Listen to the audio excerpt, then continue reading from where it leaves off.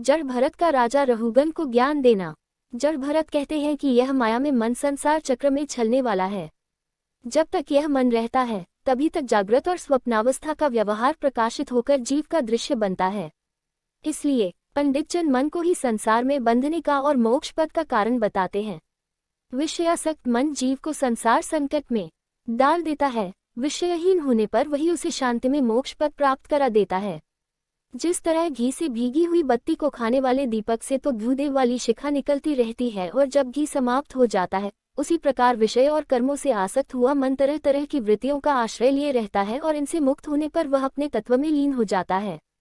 5 कर्मेंद्रिय, 5 ज्ञानेंद्रिय और 1 अहंकार, ये 11 मन की वृत्तियां हैं तथा 5 प्रकार के कर्म, 5 तन्मात्र और 1 शरीर, ये 11 उनके आधारभूत विषय कहे जाते हैं।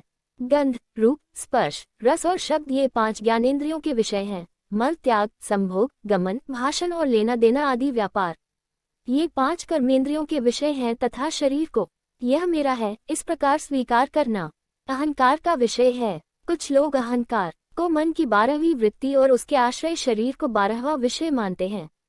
ये मन की 11 वृत्तियां द्रव्य, विषय, स्वभाव, आशय, संस्कार, कर्म और काल के द्वारा सैकड़ों, हजारों और करोड़ों भेदों में परिणत हो जाती हैं। किंतु इनकी सत्ता क्षेत्रज्ञ आत्मा की सत्ता से ही है, स्वतः या परस्पर मिलकर नहीं है।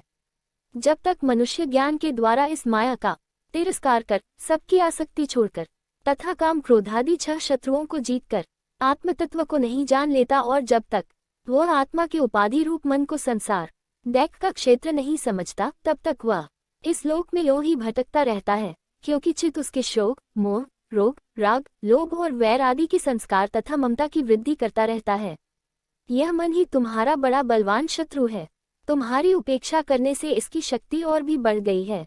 इसलिए तुम सावधान होकर श्री गुरु और हरि के चरणों की उपासना के अस्त्र से इसे मार डालो। राजा रहुगन ने कहा, मैं आपको नमस्कार करता हूँ।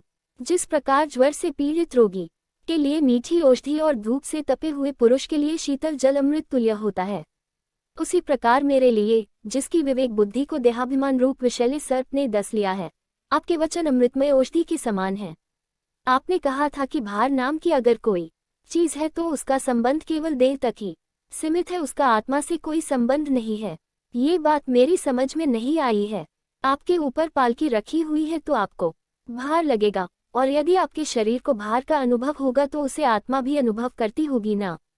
फिर राजा कहता है कि तुमने कहा कि सुख दैक का अनुभव आत्मा नहीं करती है, लेकिन मैंने युद्ध में खुद को थकते हुए देखा है। मैं आपको एक उदाहरण देता हूँ। एक पात्र बर्तन है, बर्तन में पानी है और पानी में चावल है। अगर हम उसे अग्नि पर चढ़ाएंगे तो पहले अग्नि पात्र को गर्म करेगी, फिर पानी गर्म होगा और फिर चावल गल जाएगा, क्योंकि सभी एक दूसरे के संपर्क में है। आप समझे कि इस देह का संबंध इंद्रियों से है, इंद्रियों का संबंध मन से है और मन का संबंध बुद्धि और बुद्धि का संबंध आत्मा से है। एक दूसरे के संपर्क होने के कारण सुख दैक का अनुभव आत्मा भी करती होगी ना।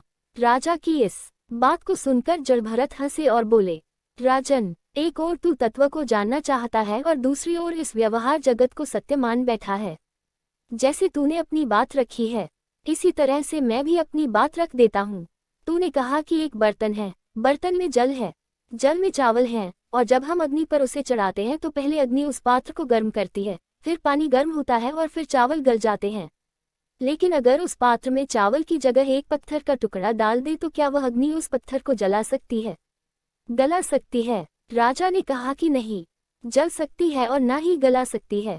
जड़भरत जी बोले, इसी प्रकार आत्मा भी निर्लेप है। आत्मा को कोई सुखदैक का अनुभव नहीं होता, ना ही इस पर जल का प्रभाव है और ना ही अग्नि का, ना अस्त्र का और ना ही शस्त्र का।